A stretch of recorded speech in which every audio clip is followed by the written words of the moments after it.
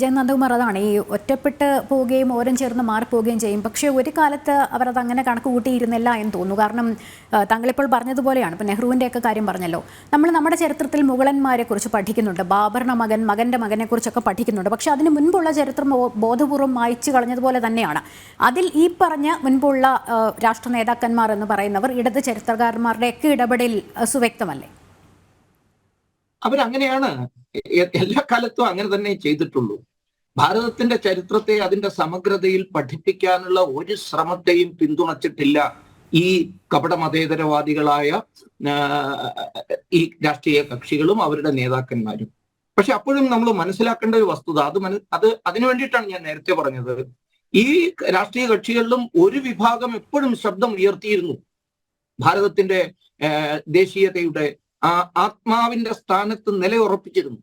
അത് വേണമെങ്കിൽ നമുക്ക് ലോകമാന്യ തിലകനിൽ അത് കാണാം. അതേപോലെ മഹാന്മാരായ ഒട്ടനവധി നേതാക്കന്മാരിൽ നമുക്കത് കാണാം. അത് തുടർന്നു പോന്നു പിന്നെയും. പക്ഷേ പോകെ തിലകന്റെയൊക്കെ കാലം കഴിഞ്ഞതിന് ശേഷം ഭാരതത്തിന്റെ യഥാർത്ഥ ചരിത്രത്തെ സമൂഹത്തിന്റെ മുമ്പാകെ വെക്കണം, ഭാരതീയ സമൂഹത്തിന്റെ മുമ്പാകെ വെക്കണം എന്ന ആ മഹാത്മാക്കളുടെ ആഗ്രഹത്തെ അതിജീവിച്ചുകൊണ്ട് വീണ്ടും ബ്രിട്ടീഷ് തിന്മ വിജയിക്കുകയാണ് ചെയ്തത്. ബ്രിട്ടീഷുകാരുടെ ആഗ്രഹമായിരുന്നു ഭാരതത്തിന്റെ ചരിത്രം പഠിക്കരുത് എന്ന്. അതിനെതിരായിട്ടാണ് R.C. മജുംദാറും ജദുനാഥ് സർക്കാരും ഒക്കെ ഭാരതത്തിന്റെ യഥാർത്ഥ ചരിത്രം എഴുതി തുടങ്ങിയത്. പക്ഷേ ആ പരിശ്രമത്തെ, ഭാരതത്തിന്റെ ശരിയായ ചരിത്രത്തെ സമൂഹ സമക്ഷം അവതരിപ്പിക്കാനുള്ള പരിശ്രമത്തെ പോലും അവഗണിക്കുകയും അപമാനിക്കുകയും ചെയ്തതാണ് നെഹ്റുവിയൻ പാരമ്പര്യം. അതാണ് R.C. മജുംദാർ ആയിരുന്നു ഭാരതത്തിന്റെ സ്വാതന്ത്ര്യ സമര ചരിത്രം എഴുതേണ്ട കമ്മിറ്റിയുടെ ചുമതലക്കാരൻ. അദ്ദേഹം എഴുതി തുടങ്ങുന്ന ചരിത്രത്തിൽ ഭാരതത്തിന്റെ സമഗ്രത അപ്പാടെ പ്രതിഫലിക്കുന്നുണ്ട് എന്ന് കണ്ടപ്പോ നെഹ്റുവും അതേപോലെ അബുൽ കലാം ആസാദും ഒക്കെ ചേർന്ന് ആ ചരിത്രരചനാ സമിതിയെ തന്നെ പിരിച്ചുവിട്ട് കമ്മ്യൂണിസ്റ്റുകാരനായ താരാചന്ദ്രനെ പോലത്തെ ചരിത്രകാരന്മാരെ ആ ചുമതല ഏൽപ്പിക്കുക ചെയ്തു. അപ്പൊ വീണ്ടും പഴയതിലേക്ക് ഭാരതത്തിന്റെ ചരിത്രത്തിൽ പ്രാചീന കാലം എന്ന് പറയുന്നതായ ആദിമകാലം, പൗരാണിക കാലം, അത് ഹിന്ദുക്കളുടെ കാലമാണ്, അത് അന്ധകാര യുഗമാണ് എന്ന് എഴുതിയ ബ്രിട്ടീഷുകാരന്റെ ചരിത്രം വീണ്ടും തുടരുകയാണ് ചെയ്തു. മധ്യകാലഘട്ടം അഥവാ മുഗള കാലഘട്ടം, മുസ്ലിം കാലഘട്ടം, അതാണ് ഭാരതത്തിൽ നന്മയിലേക്കുള്ള പരിവർത്തനത്തിന് നാന്ദി കുറിച്ചത് എന്ന് വിശ്വസിക്കുന്ന ഒരു വിഭാഗത്തെ വളർത്താൻ ഉതകുന്ന ചരിത്രം. അതാണ് മെഡീവിയൽ ഏജ് എന്ന മട്ടിൽ ഭാരതത്തിന്റെ ചരിത്രത്തെ വിഭജിച്ചത്. ആധുനിക കാലഘട്ടം ആകുമ്പോഴേക്കും പരിപൂർണമായ സിവിലൈസേഷൻ, നാഗരികത, സംസ്കാരം ഭാരതത്തിന് കിട്ടത്തക്ക വിധത്തിൽ ഇംഗ്ലീഷുകാർ നമ്മളെ നന്നാക്കി.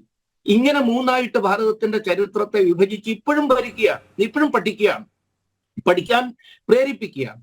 New education policy, national education policy വരുമ്പോൾ അത് നടപ്പിലാക്കി കഴിയുമ്പോൾ ഇതിന് മാറ്റം വരും തീർച്ചയായിട്ടും. നോക്കൂ, ഈ പാശ്ചാത്യ നാടുകളിലെ പോലെ ഇങ്ങനെ ancient age, medieval age, modern age എന്ന് തിരിക്കാവുന്ന തരത്തിലല്ല ഭാരതത്തിന്റെ ചരിത്രം. ഭാരതത്തിൽ അങ്ങനെ ഒരു ഏൻഷ്യന്റ് ഏജ് എന്ന നിലയ്ക്ക് കാണുന്ന കാലഘട്ടം എന്ന് പറയുന്നത് ഭാരതത്തിന്റെ ചിരപുരാതനവും നിത്യനൂതനവുമായ ചരിത്രം തന്നെയാണ്. അതിനെ മാറ്റി നിർത്താൻ കഴിയില്ല. പക്ഷെ അതിനെ അപ്പാടെ തൃണവൽഗണിച്ചുകൊണ്ട്, അതിനെ അവഗണിച്ചുകൊണ്ട്, അവഹേളിച്ചുകൊണ്ട് മധ്യകാലഘട്ടത്തെ അവതരിപ്പിക്കുകയും, ഇവിടെ നേരത്തെ രോഹിണി പറഞ്ഞതുപോലെ ഭാരതത്തിന്റെ ഈ മാറ്റത്തിന്റെ തുടക്കം, ഏജ് ഓഫ് സിന്തസിസ് എന്നാണ് ഇവരൊക്കെ, ഇർഫാൻ ഹബീബും റൊമില ഠാപ്പറും പോലെയുള്ള ആൾക്കാർ നമ്മളെ പഠിപ്പിക്കാൻ ശ്രമിച്ചത്. അവിടെയാണ് പറഞ്ഞതുപോലെ ബാബർ മുതൽ ഔറംഗസേബ് വരെയുള്ള മുഗള രാജാധികാരികളുടെ, സുൽത്താൻമാരുടെ ചരിത്രവും ജീവിതവും, അവർ നടത്തിയ പരിഷ്കരണങ്ങളും, അവരെവിടെയാണ് എന്താ പറയുക, നിഴൽ മരങ്ങൾ മാറ്റിവെച്ച് വഴിവെട്ടിയതെന്നും കുടിക്കാൻ വെള്ളം കോരിവെച്ച തൊട്ടി ഉണ്ടാക്കിയതെന്നും ഒക്കെയുള്ള പരിഷ്കാരങ്ങളെ പറയുന്നു.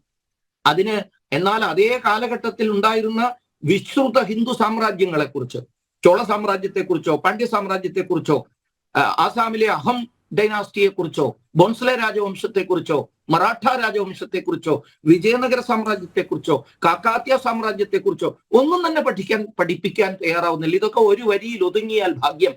ഇതാണ് സ്ഥിതി. ഇത് തന്നെയാണ് നമ്മുടെ ദർശനശാസ്ത്രത്തിന്റെ, ഫിലോസഫിയുടെ അവസ്ഥ. ഇന്ത്യൻ ഫിലോസഫി എന്ന പാഠം പഠിപ്പിക്കുന്നുണ്ടെങ്കിലും അതിൽ നമ്മൾ ഈ കൂട്ടർ പഠിപ്പിക്കാൻ തയ്യാറാവുന്നത് അത് സോക്രട്ടീസിന്റെയും അല്ലെങ്കിൽ പ്ലേറ്റോയുടെയും ഒക്കെ ഫിലോസഫിയാണ്. അതെങ്ങനെയാ ഇന്ത്യൻ ഫിലോസഫി ആവുക? ശങ്കരാചാര്യനും അഭിനവഗുപ്തനും രാമാനുജാചാര്യനും ഒക്കെ ഫുട് നോട്ടാകുന്ന ഫിലോസഫി പഠനം. ചോളനും ചോള രാജാക്കന്മാരും അഹമി രാജവംശക്കാരും മറാഠ രാജവംശക്കാരും ഇല്ലാത്ത മുഗളവംശം മാത്രമുള്ള മധ്യകാലഘട്ടം. പിന്നെയോ അന്ധകാരത്തിന്റെ പ്രാചീന കാലഘട്ടവും. ഇങ്ങനെ ഉണ്ടാക്കി വെച്ച ചരിത്ര പാഠങ്ങളിലൂടെ ഉൾക്കൊള്ളുന്ന ബോധം ഒരു ഭാരതീയനെ എല്ലാ കാലത്തും അടിമയാകാനേ പ്രേരിപ്പിക്കുള്ളൂ. സ്വാമി വിവേകാനന്ദൻ പറഞ്ഞതുപോലെ ഇത്തരം പഠനം പൂർത്തിയാക്കുന്നത് ഏതുവഴിക്കാണ്?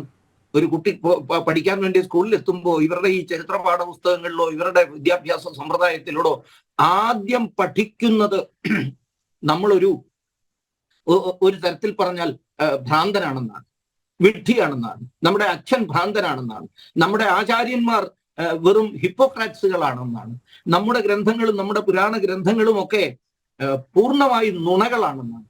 ഇതിലൂടെ കടന്നുപോയാൽ സ്വാമിജി പറയുന്നത് ആ കുട്ടി ഒരർത്ഥത്തിൽ ആത്മാവില്ലാത്ത, ജീവനില്ലാത്ത, നട്ടല്ലില്ലാത്ത നിഷേധങ്ങളുടെ ഒരു കൂടാരമായി പുറത്തിറങ്ങും. അതിന് മാറ്റം വരണം. അതിന് മാറ്റം വരുത്താൻ തയ്യാറായില്ല. ആ ശരിയായ ചരിത്രം പഠിക്കുമ്പോഴാണ് രാമന്റെ മഹത്വം ഉൾക്കൊള്ളാൻ സാധിക്കുക, കൃഷ്ണന്റെ മഹത്വം ഉൾക്കൊള്ളാൻ സാധിക്കുക, രാമനോഹർ ലോഹിയൊക്കെ പറഞ്ഞതുപോലെ ശിവന്റെ മഹത്വത്തെ ഉൾക്കൊള്ളാൻ സാധിക്കുക.